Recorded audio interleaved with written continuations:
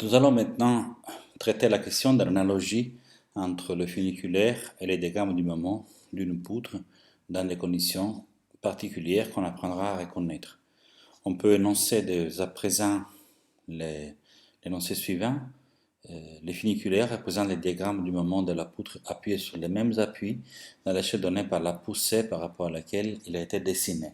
On va donc démontrer dans un cas particulier cette proposition afin de comprendre aussi ce qu'elle veut dire et puis surtout et aussi pour avoir une vision claire de la proposition en elle-même. Nous allons donc prendre les funiculaires que nous avons dessinés avec l'exercice précédent et qui est ici résumé. Voilà les funiculaires en bleu et les polygones de force correspondant à ces funiculaires ici aussi en bleu. Je rappelle l'essence de la ligne HA égale moins HB, c'est la poussée, on peut dire H simplement, c'est la poussée du funiculaire, c'est une force que le funiculaire exerce au point A vers la droite, au point B vers la gauche. Autrement dit, il va falloir tirer sur le fil du côté du point A vers la gauche et du côté du point B vers la droite pour que le funiculaire soit maintenu dans la position indiquée. Si, plutôt que prendre le pôle O' qui avait donné lieu au funiculaire bleu sous la ligne de fermeture qu'on avait calculée, qu'on avait trouvée, je me donne un autre pôle, ici au seconde, toujours sous la ligne de fermeture. Il s'avère que le funiculaire est similaire au précédent, mais là où le pôle O' est plus loin de la ligne d'action de force que le pôle O seconde, le funiculaire bleu correspondant au pôle O' est plus aplati, plus proche de la ligne de fermeture du funiculaire rouge qui correspond au pôle O seconde. On appelle F' l'affaissement de la courbe bleue et F seconde l'affaissement de la courbe rouge, et on sait qu'on peut démontrer que, je n'ai pas marqué ici, qu'on peut démontrer que le produit de la flèche par l'affaissement est toujours le même. Donc le produit FH est une constante et il ne dépend que du système de force donc, et non pas de la géométrie particulière qui prend le funiculaire. Or, nous allons maintenant procéder au calcul de cette force, de cette flèche F, donc la flèche du funiculaire et sa distance par rapport à la ligne de fermeture au point maximal, flèche ou affaissement, on utilise les deux termes, et la flèche en tant que fonction de x est la distance entre les funiculaires et un point sur la ligne de fermeture qui se trouve à distance x d'une extrémité, par exemple ici de l'extrémité grand A. Donc j'ai une fonction f de x que j'ai dessinée, donc vous voyez ici les tracés, et dont je vais démontrer que cette fonction est analogue au diagramme du moment d'une poutre qui est appuyée entre A et B et qui porte les mêmes chargements qui est indiqué ici. Donc pour l'instant, la distance petit x est la distance mesurée en horizontale entre A et un point quelconque du funiculaire, et la distance f de x est la distance mesurée en verticale entre ce même point et la ligne de fermeture qui joint A et B. Le point ici est un point quelconque sur le funiculaire. On va regarder ce triangle-là. Un triangle qui est construit de la manière suivante.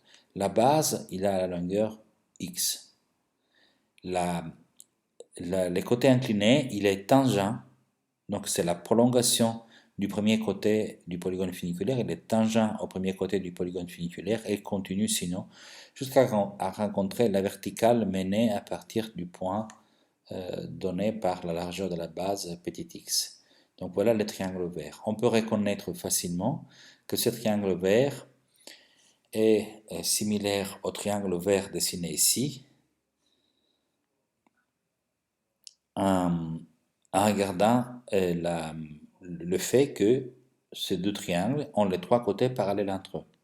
Premier côté horizontal, ici un côté horizontal. Deuxième côté vertical, ici un côté vertical. Troisième côté incliné parallèle au premier côté du polygone funiculaire, eh bien ceci est bien la parallèle au premier côté du polygone funiculaire. Ces deux triangles ont donc les trois côtés parallèles et par conséquent ont les trois angles égaux. C'est des triangles similaires. Alors on peut, par ces principes, on peut appliquer à ces deux triangles le théorème de Thalès. Donc on peut voir que le rapport entre la hauteur qu'on appelle petit a ici, du triangle vert, et la base petit x, donc ce rapport-là, a sur x, est égal au rapport qu'on aura là, entre la hauteur, qu'on avait déjà appelée VA, c'est la réaction verticale au point A, et la base, qui est grand H. Donc, nous avons cette première identité qui dérive de la similitude des deux triangles. A sur petit x est égal à VA sur grand H. Donc, puisque je veux caractériser la longueur f fonction de x, cette longueur est donnée par les côtés grand A, petit a pardon, de ce triangle, moins cette longueur petit b. Donc voilà, c'est simplement ce qu'on voit ici dans le dessin. Donc f de x est égal à 1 moins b. Eh bien, a, on peut le déterminer grâce à cette égalité. On peut donc écrire que f de x est égal à v de a, donc réaction à l'extrémité a, divisé par h et multiplié par x, moins petit b, que pour l'instant nous ne savons pas déterminer davantage. Afin de déterminer mieux petit b, on va construire un deuxième triangle. Un deuxième triangle qui est fait de la manière suivante. Un côté est parallèle au premier côté du polygone funiculaire, comme le précédent. L'autre côté est parallèle au deuxième côté du polygone funiculaire. Et puis le triangle est obtenu en menant la verticale par notre point de calcul. On peut constater que ce triangle orange est similaire au triangle orange dessiné sur les polygones de force. En fait, ces deux triangles ont les trois côtés parallèles. Par construction, on constate le premier côté du triangle sur les polygones funiculaires qui est parallèle bien au premier côté du polygone de force, comme le côté correspondant du triangle dessiné sur les polygones de force. Le deuxième côté du triangle dessiné sur les polygones funiculaires qui est parallèle au deuxième côté du polygone lui-même, donc parallèle au deuxième rayon construit sur les polygones de force, ainsi bien que donc il est parallèle au deuxième côté du triangle dessiné sur les polygones de force, et puis le troisième côté du triangle ici sur les polygones funiculaires qui est vertical et qui est vertical comme le troisième côté de cet autre triangle. Voilà que les deux triangles sont similaires, donc tous les angles sont égaux. Et encore une fois, on peut appliquer les termes de Thalès pour faire les rapports entre la longueur ici, qu'on peut appeler petit c, et la longueur là, qui vaut bien f1, et également, encore une fois, la hauteur, par exemple, ici x et ici h. On a donc que petit c rapporté à la hauteur du triangle qui est donc x moins x1, cette distance-là, est égale à f1 sur h. De son côté, il est vrai que b que nous avions envie de caractériser, il est donné par ce petit c que nous avons calculé, plus encore un petit peu de truc, qui s'appelle ici petit d. Donc ceci est vrai. Je peux donc écrire b sur la base du théorème de Thalès que j'ai réécrit ici, en tant que force F1 divisé par H, donc le rapport entre cette force et la poussée, multiplié par x moins x1, donc x est toute la longueur x1 et cette longueur-là, donc multiplié par la longueur qui est ici, et donc b c'est égal à ceci, plus d qui est pour l'instant inconnu, et si on revient sur ce qu'on savait déjà, c'est-à-dire que f de x est égal à va sur h fois x moins b, on ajoute ce qu'on sait, et on obtient donc que f de x est égal à va sur h fois x, moins b, on vient de le calculer, f1 sur h, x moins x1, moins encore un truc donc, qui fait partie de b, qui est ce petit d. On va calculer le petit d, on a encore un petit triangle, donc c'est la même salade que tout à l'heure, les deux triangles dessinés ici en jaune sont similaires, ils ont tous les côtés parallèles entre eux, on peut encore appliquer les termes de Thalès pour déterminer la hauteur petit d, qui sera donné par f2 divisé par h et multiplié par la différence entre toute la distance petit x et la distance entre ce point et grand A en horizontal qui est x2. Donc voilà la détermination de D, et voilà finalement qu'on trouve la valeur de f de x qu'on cherchait en fonction de toutes les forces en jeu et en fonction des distances sur lesquelles les forces sont posées. En résumé, donc f de x, donc la position du funiculaire au point x, qui est un point quelconque à condition qu'il tombe ici entre f2 et f3. Donc f de x est égal à va sur h fois x moins f1 sur h, donc cette force-là sur h, fois x moins x1. x1, je vous rappelle la cote de la position où on applique la force f1. Et moins encore f2 sur h fois x moins x2. x2 est la position où on pose la force f2. Cette formule-là est celle qui nous permettra de démontrer que la ligne funiculaire ici est analogue au diagramme du moment. Donc voilà, réécrite la formule en question, on va multiplier tout par h. Donc en multipliant tout par h, vous voyez que h apparaît ici au dénominateur, on va se retrouver donc avec hf fois, qui est égal à quelque chose, et c'est hf, on va dire, c'est exactement les diagrammes du moment. Donc le diagramme du moment est une fonction m de x qui me donne pour tout point x de la poutre la valeur m du moment fléchissant à ces points. Eh bien, je vais montrer que le diagramme du moment est analogue au funiculaire, dans le sens qui est égal au funiculaire multiplié par la poussée. Donc, le fait de dessiner ou de construire physiquement le funiculaire correspond à dessiner les diagrammes du moment dans l'échelle donnée par la poussée, parce qu'évidemment, un funiculaire est quelque chose qui relève du monde de la géométrie, alors que le moment fléchissant relève du monde de force, donc c'est en particulier un moment, et donc une échelle de conversion d'un monde à l'autre. Pardon, et cette échelle est donnée dans cette analogie par h, la poussée du diagramme la poussée du funiculaire. La formule que vous avez ici est celle que nous allons montrer être égale effectivement à la formule qu'on obtient quand on veut calculer les moments fléchissants au point x de la même poutre. Ce calcul, on peut le faire tout de suite. Donc on va calculer ces moments en faisant un calcul direct. Donc imaginez la poutre entre les appuis A et B sous la même force. On veut calculer les moments au point x. On rappelle que la force F1 est posée au point x1, la force F2 est posée au point x2. On procède comme d'habitude, on met une rotule et le moment inconnu qui est la fonction m au point, qui est le moment m au point x. On peut aussi, donc en procédant comme d'habitude, on trouvera les mêmes résultats, mais c'est un peu plus laborieux d'un point de vue algébrique, parce qu'on se retrouve à tenir compte aussi du travail des forces F3, F4, F5, alors que dans l'équation que nous avons ici, il n'y a que F1, F2. Qu'est-ce qu'on peut faire? Eh bien, le principe des travaux virtuels est très puissant, parce qu'il nous dit que l'équilibre peut être décrit dans n'importe quel mouvement virtuel. Donc, plutôt que d'écrire les mouvements virtuels de ce mécanisme-là, je construis un autre mécanisme.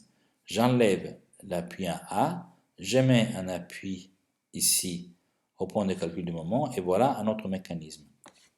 Notez que j'ai le droit de faire ceci à condition que le mécanisme que je construis soit suffisamment général. Donc, c'est-à-dire que c'est toujours possible, par n'importe quel mécanisme, d'identifier des conditions d'équilibre. Simplement, si on veut dégager la condition d'équilibre la plus générale, il faut que le mécanisme soit un mécanisme capable de décrire cette condition d'équilibre en toute généralité. Donc, si je construis un mécanisme trop particulier, je risque de ne pas accéder à une information suffisamment générale. Dans ce cas ici, vous pouvez constater que j'avais un système avec un degré de liberté qui consiste dans des mouvements qu'on a vu plusieurs fois d'affaissement du point de calcul, comme ça. Et bien ici, j'ai un autre système qui a toujours un degré de liberté qui consiste à la partie entre le point de calcul et B qui est fixe et la partie entre A et le point de calcul qui peut tourner autour du point de calcul. Donc toujours un mécanisme, un degré de liberté. Donc voilà le mouvement virtuel que ce mécanisme peut faire. Facile d'écrire le travail, de toutes les forces en jeu. Donc le travail est donné par moins le travail de la force VA parce qu'elle recule dans le mouvement fois x qui est toute cette distance multipliée par alpha. Alpha, je le mets en facteur. Ensuite, nous avons F1 qui avance dans le mouvement, donc qui fait un travail positif, plus F1, fois la distance entre les points d'application de F1 et les points de calcul qui est x moins x1. Je rappelle que x c'est tout ça, x1 c'est ci. Donc x moins x1 c'est bien la distance entre là et là. Et ensuite j'ai le travail de la force F2, toujours un travail positif. Et puis c'est la distance, donc x moins x2, donc cette distance-là. Et puis finalement j'ai le travail du moment m qui vaut m fois alpha. Donc voilà l'ensemble. Tout le travail en jeu, il doit être égal à 0, quel que soit alpha, c'est l'axiome, ce qui entraîne, vous voyez, que le terme entre parenthèses est égal à 0, y compris le signe moins qui est ici. Voilà, ce terme-là est égal à 0. Et donc m est égal à VAX moins F1 x moins x1 moins F2 x moins x2. Voilà la formule. Et c'est bien ce qu'on avait trouvé quand on avait calculé la position du funiculaire. Donc on a bien démontré cette formule. Voilà. Et surtout, ce qui nous intéresse, on a démontré ceci. Les diagrammes du moment en un point X, la valeur qui prend le diagramme en un point X est égale à la valeur qui prend la position d'un funiculaire, donc la flèche ou l'affaissement d'un funiculaire en ce même point, multiplié par la poussée. Et le funiculaire est construit sur le même système de force qui permet de calculer, sur lequel on peut calculer les diagrammes du moment. Les funiculaires passent par les points A et les points B. La poutre est une poutre qui est appuyée en A, appuyée en B. Évidemment, le fait que l'appui soit de type rotule ou appui simple d'un côté ou de l'autre n'a pas d'importance pour ce calcul parce qu'il n'y a aucune force horizontale et donc le fond normal est zéro, aucune réaction horizontale. Et donc on peut très bien inverser la typologie des liaisons cinématiques sans changer les résultats.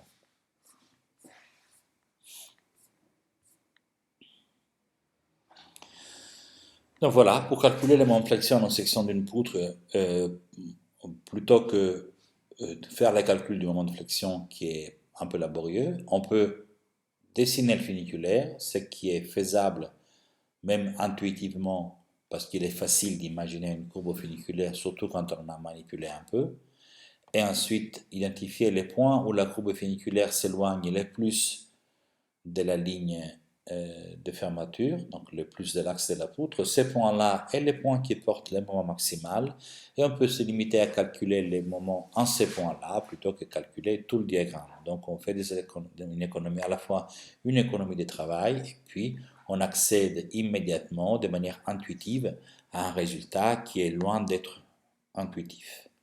Alors, l'analogie n'est pas complète si on ne considère pas l'analogie entre les liaisons cinématiques qui seront celles qui tiennent la poutre et les points de passage, disons la construction du polygone funiculaire. Vous voyez ici, nous avons pris une poutre analogue au funiculaire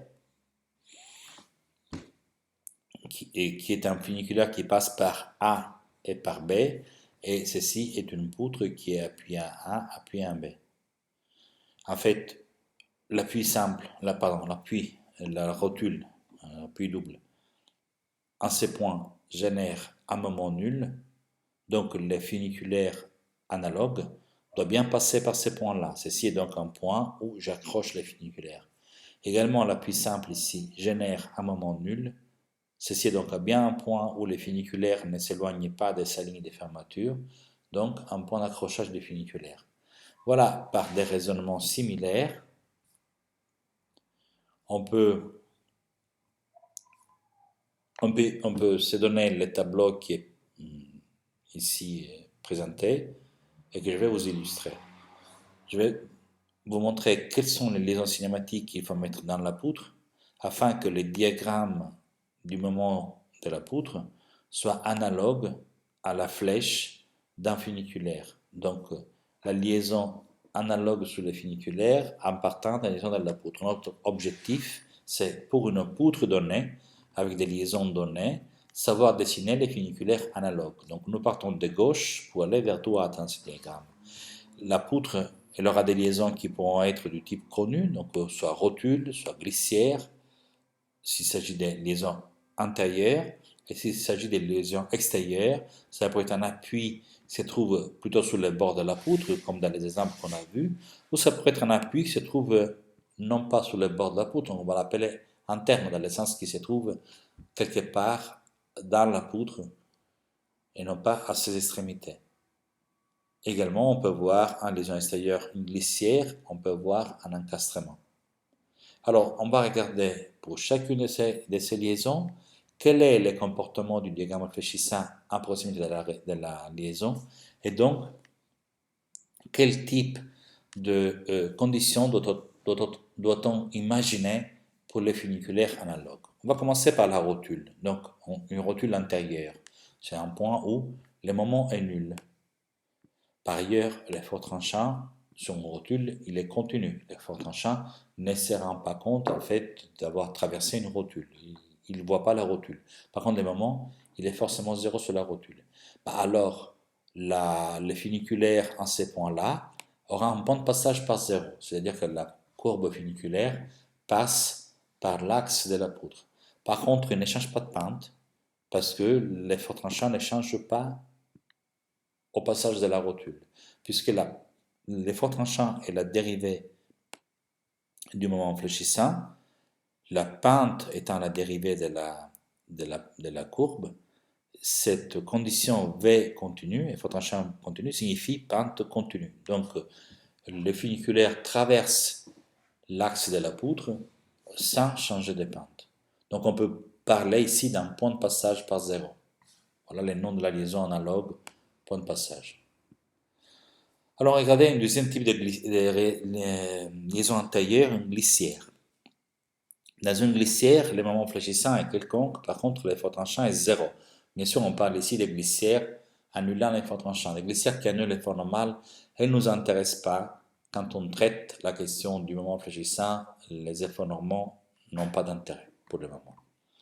Donc, la glissière correspond à un point où l'effort tranchant est nul, ce qui signifie que la courbe funiculaire aura une pente nulle et donc elle sera horizontale. Donc, chaque fois que vous avez une glissière antérieure dans une poutre et vous dessinez un funiculaire correspondant au chargement qui est posé sur cette poutre, eh bien là où il y a la glissière, le funiculaire doit être horizontal.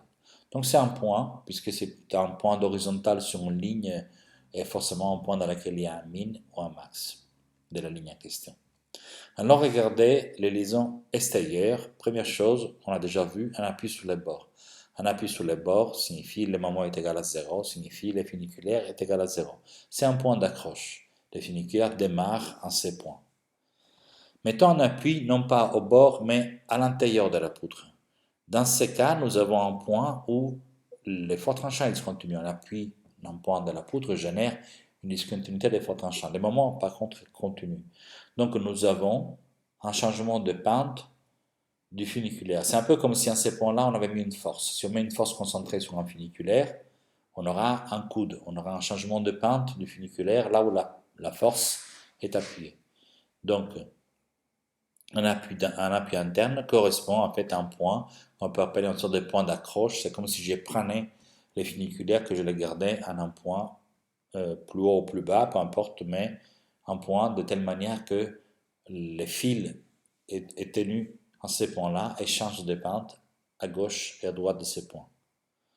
Si je place une glissière extérieure, donc au bord de la poutre, sur cette glissière, comme précédemment pour la glissière antérieure, l'effort tranchant est égal à 0, on a donc une pente nulle, donc un funiculaire localement horizontal.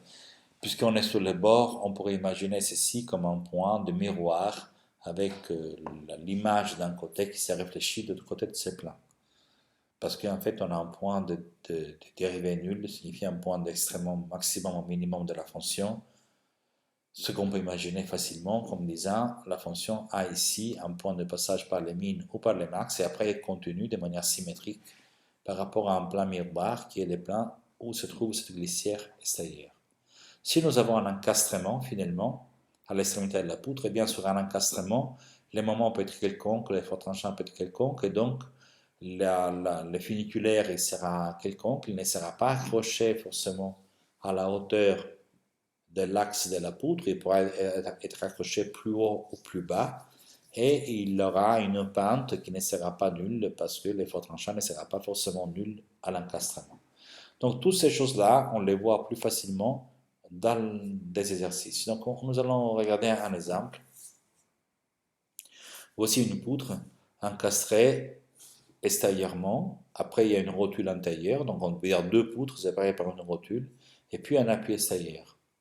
Alors, si on regarde le tableau précédent, on doit imaginer un funiculaire qui porte ici une charge qui est une charge uniforme. C'est donc une funiculaire qui a une forme concave, comme ça. Et puis, ici, on a un encastrement. Un encastrement, en fait, c'est un point d'accroche. Donc, cette ligne courbe elle sera accrochée quelque part, ici ou là, peu importe comment. Elle partira avec une certaine pente. Ici, nous avons une rotule intérieure. Une rotule intérieure, moment nul. Donc, le funiculaire doit passer par C. Donc, je commence à penser qu'ici, il doit être accroché à haut afin de descendre, passer par C. Ensuite, on a ici une extrémité B, un appui de bord, moment égal à 0. Donc, flèche de funiculaire égale à 0. Le funiculaire est accroché aussi ici. Donc, le funiculaire est accroché quelque part à haut. Il descend, il passe par les points C, il remonte, il se raccroche en B. Voilà. Ceci est le dessin du funiculaire qui est analogue au diagramme du moment. Donc ça, je peux le faire très bien avec une ficelle. Je vous conseille d'utiliser de la laine parce qu'elle est très souple et elle est légèrement élastique, mais si vous mettez des charges, par exemple des crayons sur les longueurs dont on traite, ça va très bien, il va s'allonger un peu, mais après il va plus vraiment s'allonger, donc il va maintenir un peu sa longueur. Et c'est très facile donc avec une ficelle à laine de reproduire cette expérience. Et vous pouvez imaginer de accrocher la ficelle au point B et puis soulever les points A' jusqu'à que la ficelle toute seule passe par C. Cette forme-là est une parabole, vous n'avez aucun droit de la changer, elle dérive de la charge uniforme qui est appliquée ici. Le funiculaire va la prendre toute seule si on applique sur ces funiculaires une charge uniforme. Et puisque une charge uniforme n'est pas très loin d'un poids propre uniforme, alors simplement la ficelle en laine laissée sous son poids propre va prendre toute seule la forme qui sera la forme du diamètre du moment. Vous n'avez pas à la toucher. Vous avez à l'accrocher ici et à soulever ces points-là jusqu'à qu'elle passe par C. Et voilà, vous avez dessiné un diagramme du moment de la structure, enfin les diagrammes du moment dans l'échelle qui est celle de la force H par laquelle vous êtes en train de tirer ici vers la gauche ou là vers la droite. Cette force-là, H, on ne la connaît pas, mais vous pouvez prendre un point quelconque de cette structure et calculer le moment. Par exemple, vous pouvez calculer le moment au point A. Mettez une rotule ici, comme on fait d'habitude, et vous avez donc cette hauteur. Une fois que vous avez cette hauteur, vous avez caractérisé complètement le moment sur la structure. Et par ailleurs, puisque ceci est l'endroit dans lequel vous voyez le moment maximal,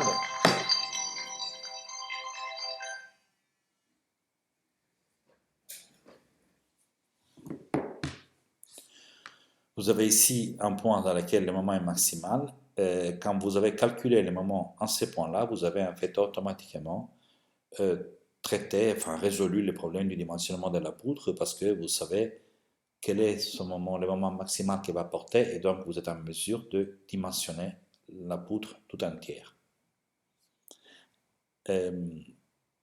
Dans cet exemple, donc autre possibilité, c'est de calculer le moment ici, au milieu de cette barre. Donc au milieu, vous voyez ça, c'est une parabole, passe par 0, passe par 0. Au milieu, elle a son point de max relatif. Donc on peut calculer le moment ici, on met une rotule, on fait comme d'habitude. Et on peut calculer donc la surface ici multipliée par la force Q donne ce qui est là.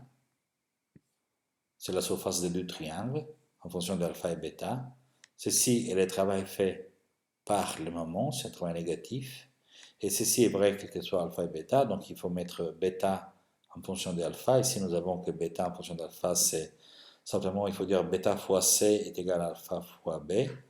Donc pour b et c quelconque, nous avons les diagrammes du moment en un point D euh, qui se trouve à distance b de l'appui de gauche et c de l'appui de droite. Et si vous prenez b égale c, c'est-à-dire vous êtes au milieu ici, et vous avez les moments au milieu de la structure qui vaut 1/8 QL carré, où L est la longueur qui va de là à là. Et c'est bien cette formule. Vous pouvez donc aussi calculer les moments à l'extrémité de gauche, comme je vous disais. C'est comme d'habitude. Vous avez encore le travail d'une force Q dans un mouvement, donc il faut calculer la surface ici entre la ligne bleue et la ligne noire, ce qui est fait ici. Le travail du moment M1, qui est un travail positif, vous voyez que le moment va dans le même sens que la rotation. Et ceci doit être égal à 0, quel que soit alpha avec bêta et alpha évidemment compatibles, ce qui nous donne la valeur de M1 en fonction des paramètres petit a et petit d, qui sont la longueur entre l'appui A, l'encastrement A et la rotule, et la longueur entre la rotule C et l'appui B. Donc, pour savoir quelle est la section la plus sollicitée par la flexion, si c'est la section à gauche A1 ou la section au milieu entre C et B, bah, évidemment, cela dépend de petit a et de petit d. Dans le diagramme dessiné ici, il est évident qu'il s'agit, le moment max en valeur absolue, il est là, dans ce dessin. Mais si jamais vous avez une poutre dont les proportions sont différentes et que le côté petit a, qui est la distance entre A et C, est beaucoup plus petit, bah alors peut-être que le moment maximal se trouve au milieu du côté CB. Donc ça, on peut toujours le calculer une fois qu'on a des expressions analytiques. Et on peut donc regarder laquelle de ces deux dimensions est la plus grande afin de choisir la section des poutres la plus appropriée. Un deuxième exemple peut se faire avec un encastrement glissière-rotule. Le principe est le même. À l'encastrement, je peux placer la ficelle qui correspond au funiculaire où je veux. À la rotule, je dois la placer ici. Et de la glissière, il va falloir qu'elle passe avec une tangente horizontale. Voilà le résultat. Donc c'est à vous de prendre la ficelle, d'accrocher là, et puis baisser ou soulever les points A' afin que ici on soit avec une tangente quasi horizontale, idéalement horizontale. La solution ensuite passe par la détermination du moment au point A et au point C. Au point A, ça nous donnera cette grandeur-là. Au point C, ça nous donnera cette grandeur-là. Pour déterminer le moment au point C, il faudra mettre une rotule au point C. On a donc en même temps au point C une rotule et une glissière, ce qui signifie qu'on libère les rotations relatives, on libère les translations relatives d'axe vertical et on laisse bloquer seulement les translations relatives d'axe horizontal.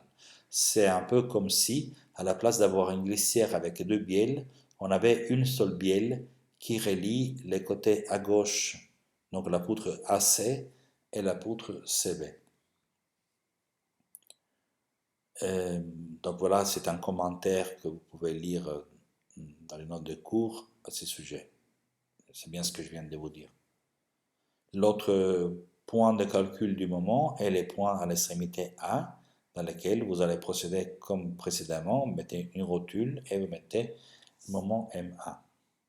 Donc l'idée c'est que ces deux exercices, vous les développez vous-même. Donc je vous invite à construire cette funiculaire avec un bout de ficelle et un dessin. Donc vous dessinez sur une feuille la poutre, vous mettez la feuille quasiment en verticale, vous prenez un bout de ficelle, vous dessinez cette courbe.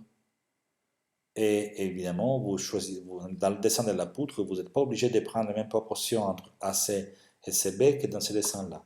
Si vous prenez les mêmes proportions, vous tomberez sur une ficelle qui prend à peu près cette forme.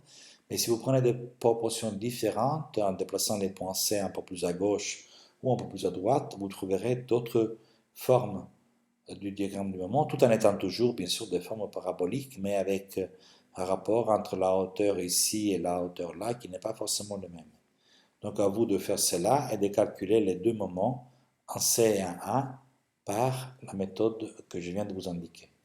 Je vous invite à faire ce travail seul et je posterai, je ferai la vidéo avec la présentation de ces résultats dans dans quelques jours, disons avant la fin de la semaine. Donc je vous invite à faire ce travail le plus rapidement possible si vous voulez le faire avant que je poste la vidéo, ou sinon je vous invite à faire le travail sans regarder la vidéo et regarder la vidéo ensuite afin de bien contrôler que vous êtes en mesure de mener ces calculs-là en autonomie. Donc avec cela, je complète la séance et je vous remercie pour votre attention.